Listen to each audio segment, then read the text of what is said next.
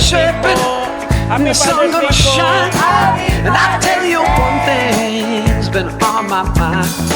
Bilang isang tatay, nagpapalit sa akin yung bakit mo anak mo nagchat-chat. Sobrang gaang sa pakiramdam na nagkaroon ka ng anak na kasama ko rin sa paglalakbay sa ating Panginoon. And me just reach out and grab it.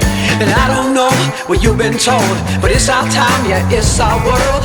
We're all Tunay na katapangan ay nagpapatuloy sa kabila ng takot.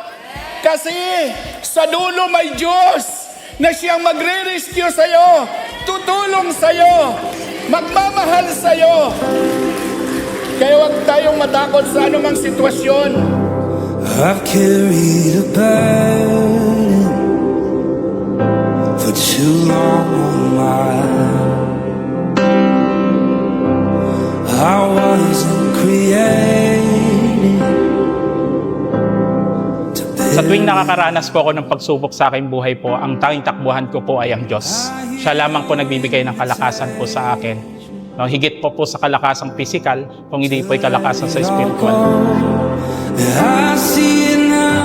Lord, nagpapasalamat ako kasi kahit anong season na gusto ko siyang takbuhan, never siyang tatalikod. Tatanggapin niya ako ng buong buo at tatanggapin niya ako bilang kanyang anak.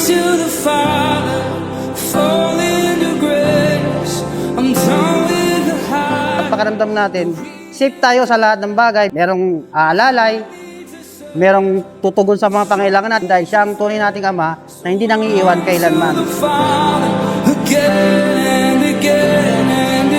Pero magpatuloy lang tayo kasi may Diyos na nakakaalam at nakakakita kung ano ang mabuti para sa'yo, kung ano ang dapat para sa'yo, kung ano ang mainam para sa'yo.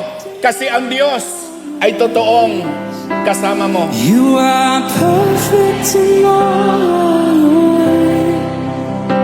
You are perfect in all your ways.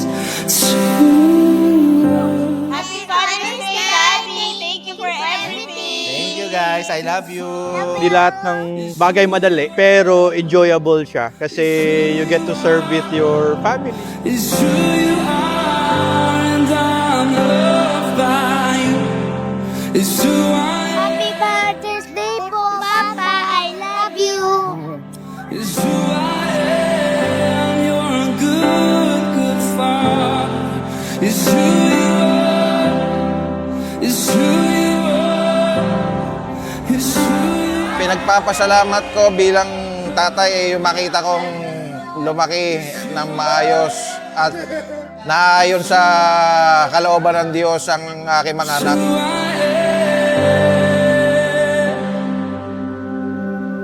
So I run to the Father for the grace.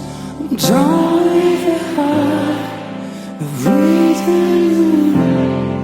My heart needs to search, my soul needs to find.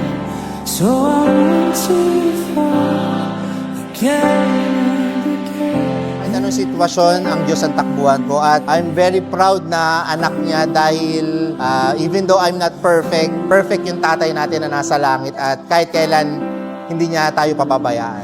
Again.